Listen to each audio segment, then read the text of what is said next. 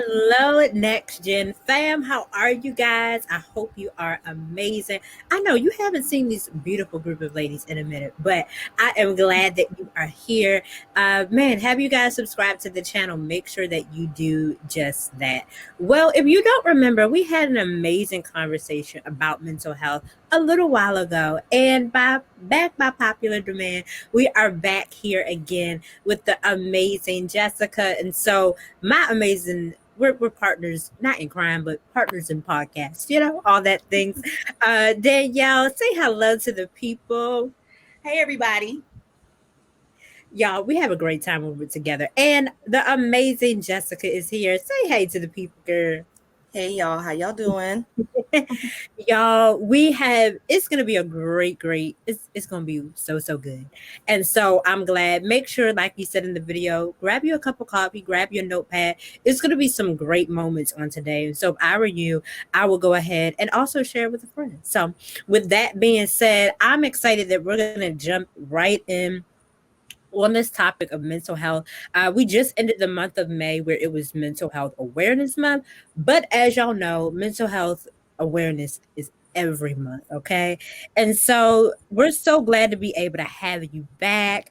And today we're going to be covering the windows of tolerance. Y'all, I love a good moment where I don't know so I can learn.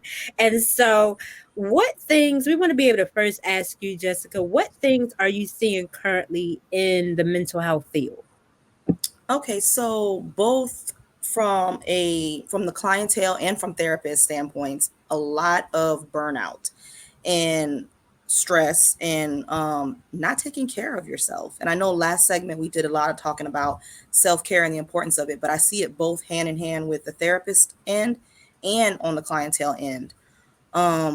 Another thing that I'm seeing a lot of is just the lack of healing from our childhood experiences and how that kind of overlaps into our adulthood. So just that untouched side of tapping into your mental health at an early stage, and then how if we don't do that, the importance of how it affects us in our adult life. Ooh, ooh, this is good, y'all. Ooh, okay. So now, what is I want to be able to know, and Danielle, we want to be able to know, and our audience who is viewing and watching us, if y'all haven't shared, make sure you do that. What is the window of tolerance, and why is it so important? Okay, so basically the window of tolerance is like a measuring tool, so to speak, of how we measure our trauma responses and where we are in that. And the idea of that window of tolerance is to be operating most of the time in our optimal level of functioning.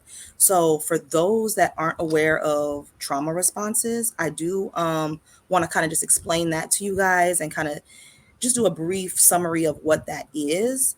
Trauma is a very fancy word for stress. That's what I tell my clients anyway, because sometimes we don't think, oh, that's not a serious thing.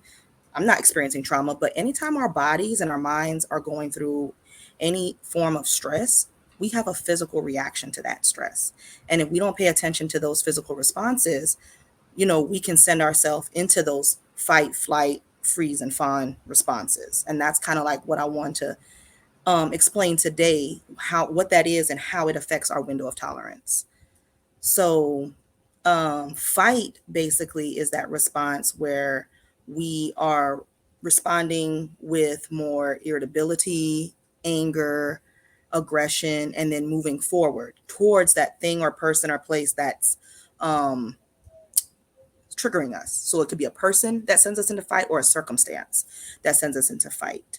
And flight is that, as you can see in that yellow bubble, it impacts us in a sense of our anxiety and fear, panic, um, avoiding that chronic worry. What if this and what if that? That need for perfectionism, that is that flight. So when we find ourselves responding in that way, freeze is that stuckness, that collapse mode, immobilization, spacing out, dissociation, depression, shame, a lot of guilt sometimes too can keep us in that freeze mode. You also see that moment if you ever can imagine if you ever felt hopeless. oftentimes we're in that freeze. Fawn is the people pleasing. So that's the avoiding the conflict, prioritizing other people's needs over your own, difficulty saying no, and setting boundaries is super hard. So with these things, you can go from fight and flight, you can go back and forth in these responses. It's very common. You might find that you may respond in fight mode when it comes to certain things and flight mode when it comes to, other circumstances in your life. But just being aware of these responses and when you're going through them is definitely important. Um, so with that being said, I like to explain it in an elementary level sometimes with an example of, say we're all in the same room and we hear gunshots or something like that. Naturally, we're going to have that fight response. One of us might be like, oh, who is that? Grab theirs and then go towards that. Like your police officers, your firefighters, they go towards the danger. They go towards that, whatever that aggression is or that trigger. You have the flight where someone might just be like, oh man, I'm getting out of here, and they running. Freeze, where they just panic and they're just stuck and they don't do anything. They're kind of helpless and hopeless.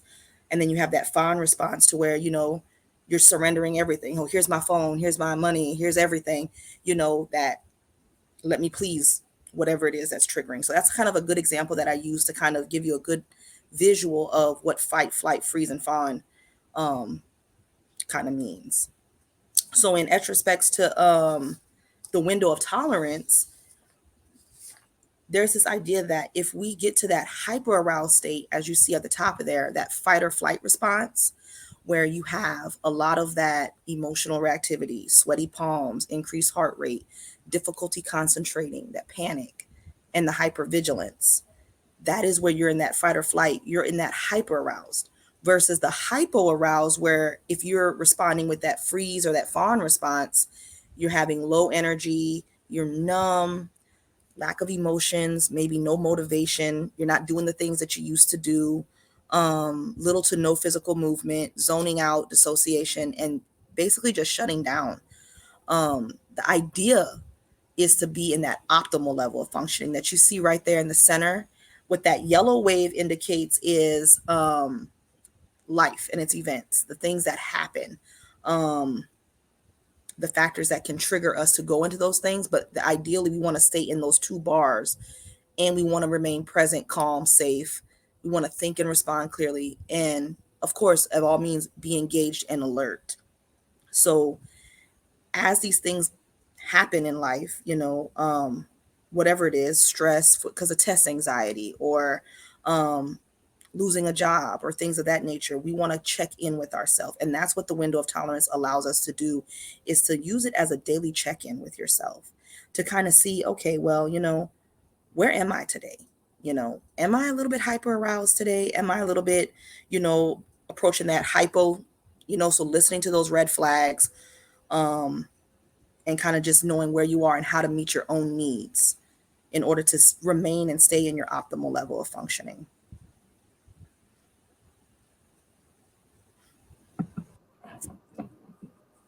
That's so good, y'all. Danielle, oh, you got some more questions, bro. This is good.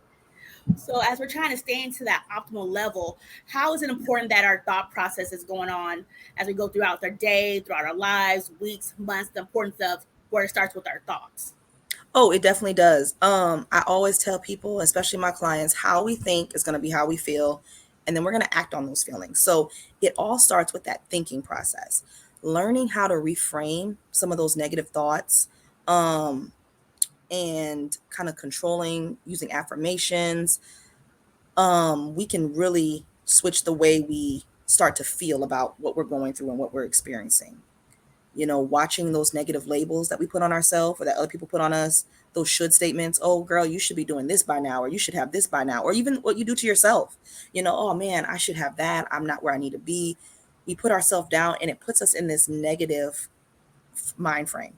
And then we start acting and feeling on that. And then we go into that hyper aroused state where we're panicking, or we go into that hypo aroused state where we're feeling depressed about where we are.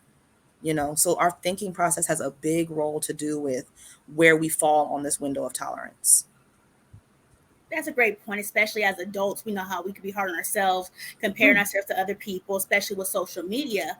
As we got done coming out of May of Mental Awareness Month, I did see an article that said that even young adults to children are actually impacted with depression and anxiety to some alarming rates right now, which is very surprising as well, but it's also understandable because I'm like, if I'm an adult and I can feel this way, you also understand this also impact children. So how would you go about helping children with their mental health and being an advocate for them?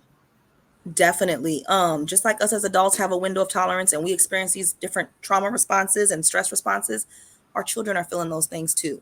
They're like little mini us, right? So if it's hard for some of us adults to wrap our minds around how we're feeling, where we are, if we're hyper aroused or hypo aroused, can you imagine what it's like for a kid to make sense of all those things, right? So boundaries, I feel, are very essential for both adults and children, especially parents setting those boundaries for your kids, teaching your kids healthy boundaries with whether it is social media, positive reinforcements, redirecting their behaviors to kind of keep themselves learning the appropriate social skills versus inappropriate ones. But definitely setting those boundaries, they can definitely make or break knowing your limits, with those things. Even for the children, knowing your limits. Okay, if you're going to have screen time, okay, how much screen time is healthy? Every child is different. Every household is different.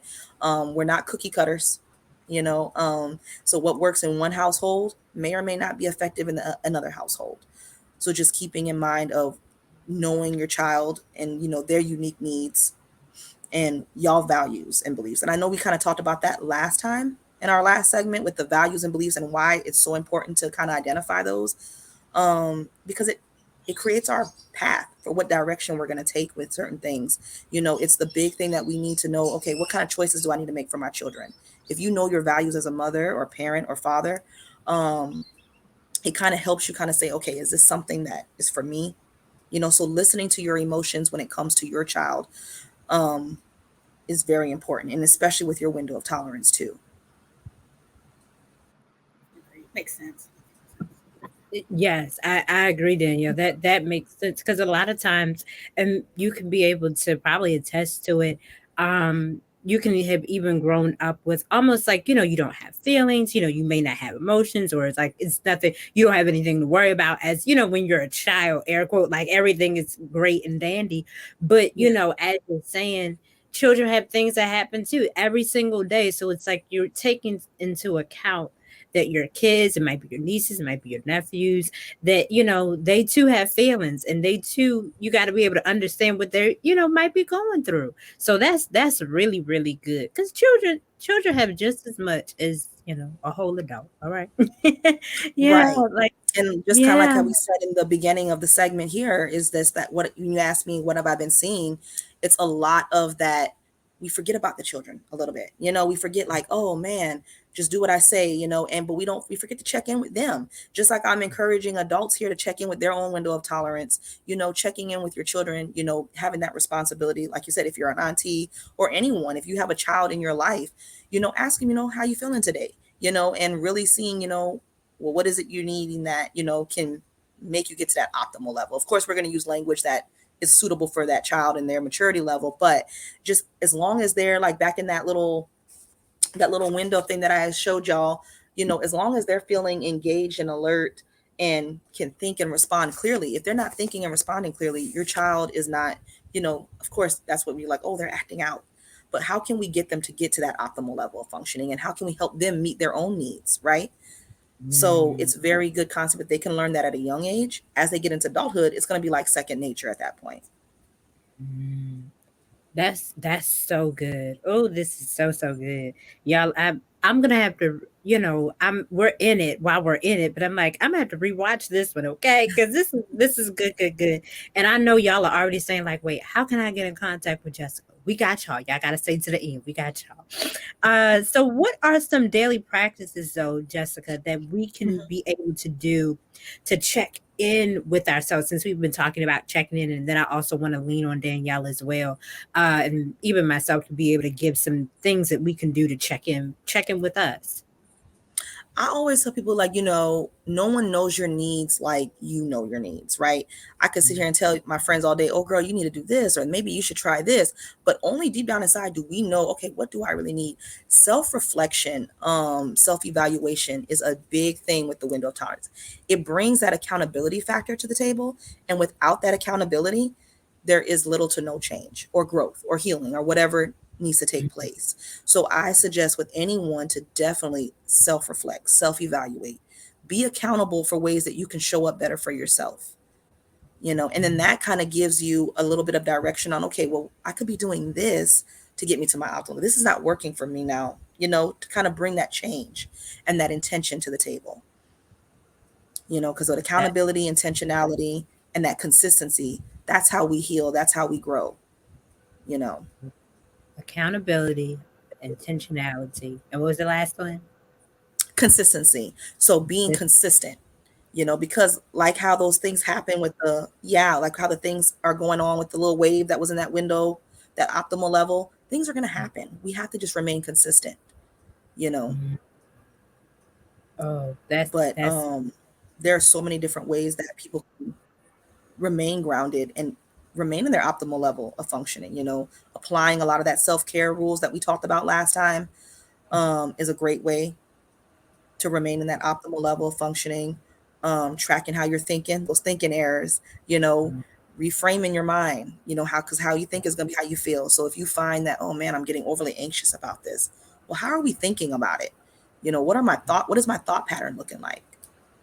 yeah. And if we can learn to adjust that, then we can probably come down from that hypo aroused or lift ourselves up from that hypo aroused state and get into that optimal level of functioning. Mm. That's I want to hear from Danielle. So just so y'all know, I'm a whole. I'm thinking as this thing. So hypo means that you are. It's the opposite. Am I making that correct? Mm-hmm. Okay. So hyper. It's almost saying hypo. It's the opposite. Okay. Cool. Okay. Y'all, I'm taking notes. Okay, taking notes. Oh, this is so good, Danielle. I know on our we had of sharing some ways that we can daily check in with ourselves personally. And I want to ask Jessica too, is something because you are not only helping people, you're helping people, and then you got to help you as well. So it's like, what do you do for yourself as you are helping people? And then Danielle, I want to hear some practices that you might do as well. Okay. So yeah, definitely. Some people, I encourage them definitely to, like, the journaling, the is an outlet. So finding ways to release those energies, because just like we're talking about those stress responses, what people don't realize is our mental health and our physical health are highly correlated together, right? And the things that we're feeling, the stress, the anger, the sadness, those get trapped in our bodies. So finding a way to release that, decompression, so whether it's journaling, releasing those feelings, releasing those emotions out on paper, if you can't talk about it, because of course talking about it is a great outlet too, artwork, music, poetry. There are so many ways to release those emotions and those feelings, or even just taking swings out of a boxing bag, a punching bag, and just go and swing at it and letting that physical relief out. Any way to get those emotions that are trapped in our bodies out is a perfect way to kind of release those emotions and serve as an outlet to let all that out. Danielle? I was gonna say, as for me, it's interesting that you said journaling because that's actually something what I started doing, and I'm old fashioned pen paper, not necessarily on my phone, turning my phone Yeah. off and just writing everything out. And then I do go back sometimes and look at stuff even just from a few months ago, and I'm like, wow, I became this, or see where I was at. So as well as seeing the progress I have made, or if I haven't, okay, what I need to do differently and things of that nature. So that's great that you mentioned the journaling, as well as you mentioned a lot of art forms. Hey, go back to painting, going outside, Mm-hmm. fresh air, taking care of your body. I mean, it all connects, physically, mentally, spiritually, for things to take care of yourself. So we're so focused and so hyper, like I said, hyper focused, right, on things like, go back to that, like you said, the inner child. What did you like to do? You like, arts, crafts, puzzles, just some hobbies. So I think that was really good that you mentioned journaling, because I have started taking I started doing Yeah, journaling. and not just the stuff that we're letting out and releasing, but also the things being mindful about this window of tolerance is the things that we're putting in our bodies, in our minds. Social media is a great thing. We're overstimulated half the time. So if we're overstimulating ourselves, it's no wonder why after we're done, after a long, so hyper aroused or we're so irritable. Let's try to eliminate some of the things that we're inputting into ourselves. And that could be even the things that we're eating, more hydration, more water, the certain foods that we're putting in our bodies that give us more energy or less energy, social media, the people in our lives that we talk to, setting those boundaries. Again, so that's how boundaries really take effect on the things that we're experiencing or how we function through that window of tolerance, how we navigate. That's really good. I'm gonna agree with Danielle. Definitely being able to go and get a pen and pad to be able to actually physically write. I'm like, okay, I'm gonna go to the dollar store. We're gonna go get a pen. We're gonna go get a notepad. Be able to write this thing out. And definitely say, I know for me, I pray. And as well as being able to say that actually the biggest thing you can say is that you need help. I think admitting to say, you know what, I don't have this all together. I've been overstimulated by social media. You see friends, you see family, you see things where you think that you should be. And y'all, we're learning today that's not healthy for our mental health. You're looking at something and think, okay, I should be there. Y'all, I got a whole revelation. Okay. I was like, wait a minute. Because you're not thinking, you're just thinking, oh, I Yeah. think I should be here. But you're meditating on that and like you're putting that, and now that's in you and you're like, okay, well, I should be, that's really Those really should good. statements, those should statements again. Come on, come Yeah. on. I'm gonna push pause now. Those should statements, Yeah. how can we be able to, it's those should statements of where, and I don't even think we even realize that we make them like that. I don't even, yeah. Yeah. I'm like, it's like, wait, I should, and it's become so prevalent to us. And it's that comparison factor, like you said, where we Yes. think that we should be doing something because everyone else is doing it, so this is how I should be doing it. And Mhm. we forget that we're not those little cookie cutters. We're not all supposed to be the same. There's a different route for all of us. There's a different approach for everyone. Everyone's happiness looks different. you know Mhm. um and that self-acceptance is a big thing. And so that's why with that window of tolerance, it's a great tool to use, is because it brings forth that accountability. Like, wow, let me check, where am I? Why am I always like this? Or even recognizing, dang, after doing all that, I'm still feeling bad. Why am I feeling so bad? What do I need? And so it kind of makes that intention to kind of figure out, for you to kind of self-reflect, and when you're journaling, to kind of identify in that process what your needs are, because that's the key. It's like, you meeting yourself and being able to self-soothe and meet that need. That's so good. Speaking of journaling, it was a question we had, Danielle. We had a question about journaling. Yes, I was gonna say. So you think journaling is something that everyone should do, or do you think that maybe some other techniques? Or Yeah, no, so journaling, it works for some, and it works, and others are more into like ways of expressing themselves through music and art.